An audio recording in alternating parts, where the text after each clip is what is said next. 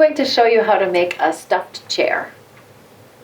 I just love little furniture. I love creating miniatures in clay, so I'm going to share this with you. All right, it's so easy. These are very simple shapes. So I'm going to start with the seat cushion first, and we'll just take a lump of clay. I'm going to roll it around and around to get rid of all the uneven lines and creases in the surface, and then turn it into a little pinch pot. So I'll stick my thumb up inside here and compress and turn, compress and turn, compress and turn as gently as can be, because we want this to look like a soft surface, so I don't want to leave harsh fingerprints in it. There we go. That looks like a soft surface, doesn't it? Okay, so then I'm going to make the back of the chair. So the back of the chair is with maybe a little bit more clay than the first part, than the seat of the chair. Again, it's all bumpy. I'm going to roll it around in my hands to get it into a round ball, but then I'm going to flatten it a little bit and extend it. I'm purposely wanting to compress it a little bit more oval.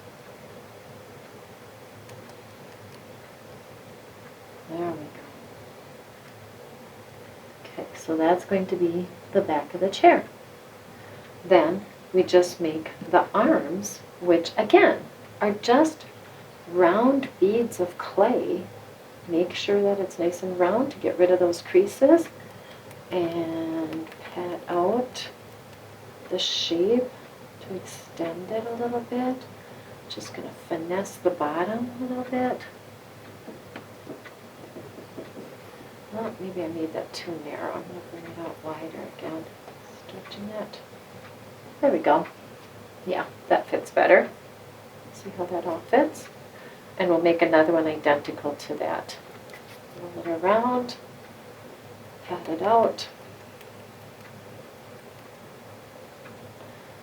The idea is to make it identical to the other arm so that it looks like it all belongs together. And then when you get the shapes in a pleasing,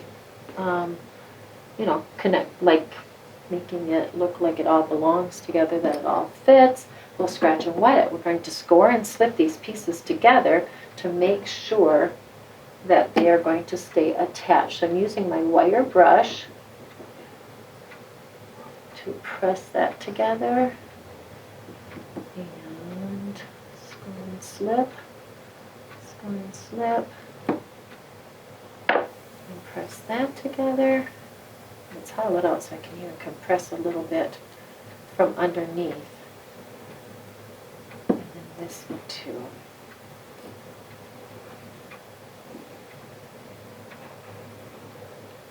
So I've got it all scored and slipped.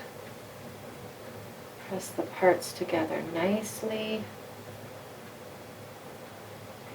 A little straighter. And then it's up to you if you want to embellish with upholstery tacks, because some stuffed chairs have little marks, little circles, like on this one, where there's little circles representing the upholstery tacks.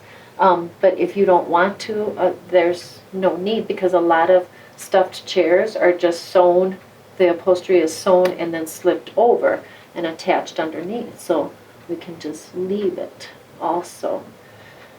I like the idea of putting a pillow on there. I roll it around to get rid of the bumps, flatten it slightly, but then pull corners out. Just kind of pinch very, very, very slightly.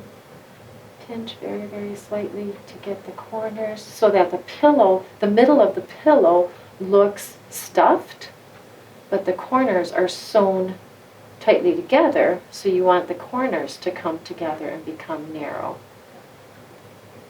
There we go.